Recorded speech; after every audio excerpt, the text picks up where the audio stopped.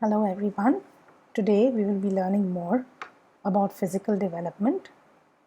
In a newborn infant, we will be talking about the APGAR score and the reflexes of a newborn child.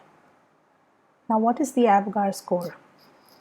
As you can see, the APGAR score was developed many years ago in the year 1952 by a person called Dr. Virginia APGAR, and you can see that it was named after her.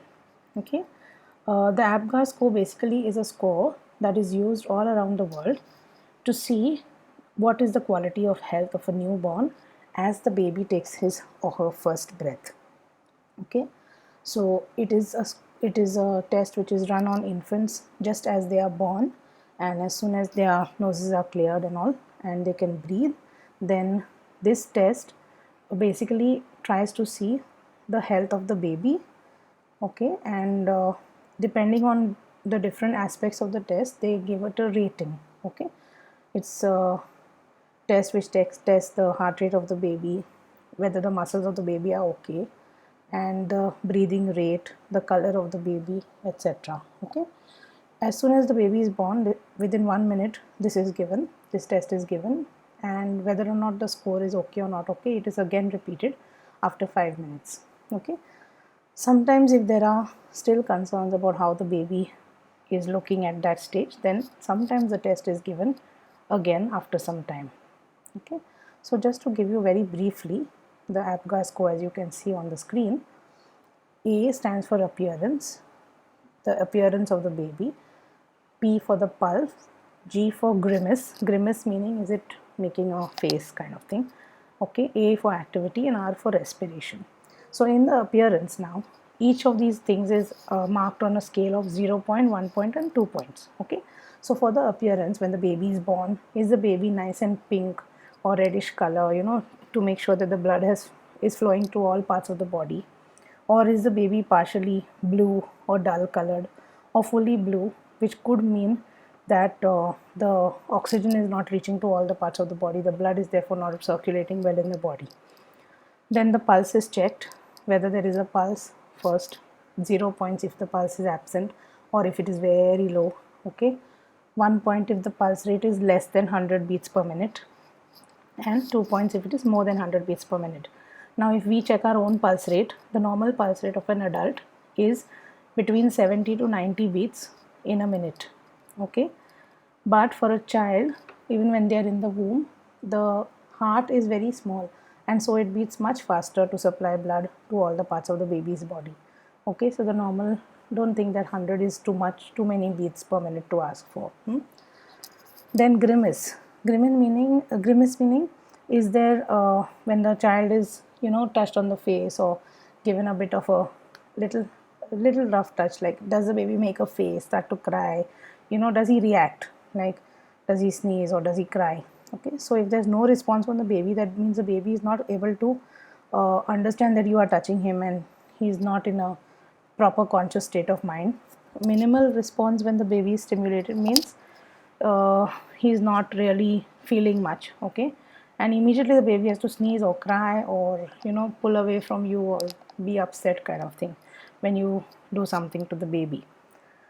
Now, this should not be something that hurts the baby, but just sometimes, just like a little hard tap on the baby's hand or bottom, the baby gets frightened and screams a bit, and this immediately allows more air to flow into the lungs. Then activity, whether the baby is moving weakly or weakly meaning in a weak manner or slowly, whether the baby is not moving at all or whether the baby is crying and moving his hands here and there. Okay, and last is the breathing or the respiration, whether there is a breathing, whether the breathing is irregular or whether it is regular. Okay, so based on all of these, the baby is given points either 0, 1 or 2. So if the baby gets 2 on all these aspects, then the baby will get 10 points. Yeah, and if the baby gets 1 on few aspects, 0 on some aspects, then they will look into it again. So a baby who gets a score between 7 to 10 is usually in a good condition after birth.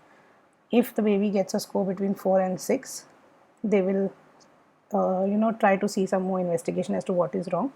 And 0 to 3 is not a great score to get. It means that something is likely to be wrong with the baby somewhere, and the doctor will check further. Okay, so I've just presented you in two forms what the APGAR score is.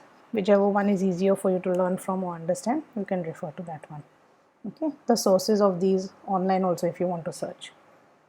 Then the second thing we will look at is reflexes. Reflexes are what you do immediately once a stimulus or something is done to you. So suppose I immediately try to come close to your face and put my hand in front of your face in a very hard manner, like a slap, like that. And your eyes will immediately blink, your head will immediately go back. So that is a reflex. Nobody has taught you that when someone raises their hand on you and puts it towards you that you should move in this manner, you should close your eyes. No one has taught you that. It is automatically happening. So a reflex is a muscle reaction which happens automatically in response to any stimulus. Stimulus is something that is done to you. Okay. The presence of a reflex is very important because it shows that your brain is active and your brain is able to perceive that something is coming towards you or that something is happening to you which is different. Okay.